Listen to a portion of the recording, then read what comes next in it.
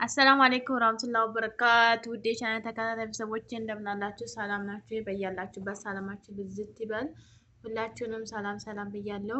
ዛሬ ይዤላችሁ የመጣሁት አዲስ ነገር ነው። እንኳን ደስ አላችሁ። እንግዲህ አንዱ ሰርቶ አንዱ ለምን ይቀራል? የዚህ ሀገር መንግስት እኩል በኩል እያደረገን ነው መሰለኝ። እንኳን ደስ አላችሁ። መጀመሪያ ግን ጥያቄ ለጠየቃችሁ በውስጥ መታችሁ የዛ ሀገር መንግስት የስድስት ወር እንትን ህግ አውጥቷል። በኮንትራት የጠፋችሁ ኢቃማ አሰሩ በማለት ማለት ነው። አዋጁ ከወጣ ወዲህ የጠፋችሁ ልጆች እሱ አይሆንም ማለት ነው። ደላላም ጋር አረቦችም ጋር እየደወላችሁ ብራችሁን አትበሉ። ከአዋጁ ከወጣ ወዲህ የጠፋችሁ ልጆች ኢቃማው አይስተካከልላችሁም። ምክንያቱም ከአዋጁ ሳይወጣ በፊት የጠፋችሁ ግን የአንድ ቀን ልዩነትን ቢሆን ይሰራላችኋል። ነገር ግን ከአዋጁ ወዲህ የጠፋችሁ ልጆች ኢቃማችሁ አይስተካከልም። ብራችሁን አትክሰሩ። ደላላም ጋር ብዙ የከፈላችሁ አላችሁ፣ እንዲሁም አረቦቻችሁ የተለያየ ማለት ነው ይሰራል እያላችሁ ብራችሁን አትክሰሩ።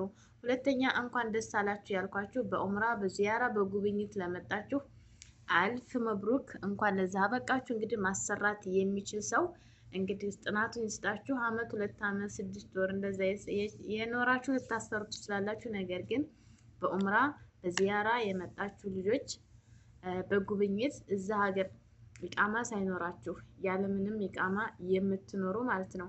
አሁን ላይ ኢትዮጵያ ሄዳችሁ አዲስ ኢቃማ ወይም አዲስ መታወቂያ በአዲስ መልኩ መምጣት ትችላላችሁ። ነገር ግን ስትመጡ ወይም ስትሄዱ ቀራማ ለምሳሌ 5 አመት የኖራችሁበት 5 አመት 10 አመት 20 እስከ 40 አመት እዛ ሀገር በዚያራ መጥቶ ይኖራል። እንግዲህ የዛ ቀራማ በጣም ብዙ ነው። እንግዲህ 10 አመት ሊከፈል ይችላል። ግን የ15 የ17 ከ20 አመት በላይ ያላችሁ እንደምትከፍሉት እንግዲህ አላህ ይሆናችሁ። ነገር ግን ይሄ ህግ ወጥቷል።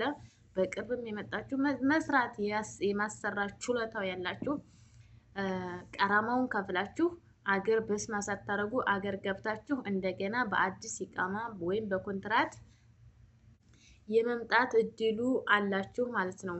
እና ይሄን እድል መስራትም ማሰራትም ለምትችሉ እድላችሁን ተጠቀሙ። ኢትዮጵያ ሄዳችሁ እንዳዲስ በመታወቂያ መግባት መምጣት ትችላላችሁ ማለት ነው። ነገር ግን ያው ቀራማ አለው። የአመት የ2 አመት የ5 አመት እዛ ሀገር የመጣችሁበትን ለምሳሌ 5 አመት ከሆነ የ5 አመት ትከፍላላችሁ። የ10 አመት ከሆነ የ10 አመት የ15 ከሆነ የ15 እና ደግሞ አንዷ ባሰራችሁ የአንዷ ሂሳብ ለአንዷ አይሆንም። ብዙዎቻችሁ አብዛኞቻችሁ እከሌ ስንት አሰርታለች ስሉ ተጠይቁና 10-15 ሺህ ታላቻችሁ የእናንተ ከዛ አነስተኛ ሊሆን ይችላል ማለት ነው። እንዲህ ይሄን ያክል እኔ ትላላችሁ። ስለዚህ ሊበልጥም ሊያንስም ስለሆነ እናንተ እዚህ የኖራችሁበትን እድሜያችሁን ብቻ ነው መቁጠር ያለባችሁ ማለት ነው።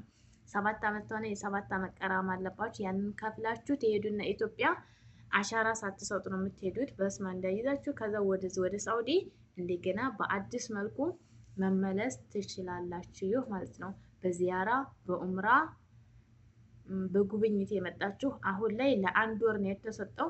እንግዲህ ያራዝሙትም አያራዝሙትም አናቅም። እድሉን ተጠቀሙ ማለት ነው።